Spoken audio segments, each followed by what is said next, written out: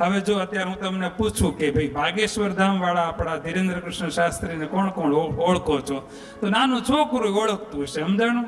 બધાને ખબર છે ને, બધા ઓળખે છે. પણ હવે હું તમને કહું કે ગધેથડમાં ગાયત્રી ધામમાં પૂજ્ય બાપુ છે, એમને કોણ ઓળખે છે? તો બસ આ 10% કે 1 થી 5%, બરોબર? સાચા સંતની ઓળખાણ જ કોઈ નથી. જે મને તમને ફટકીમાં સુખિયા કરી દે ને એની જ ઓળખાણ છે આપણને. તમે બાપુનું જીવન જુઓ.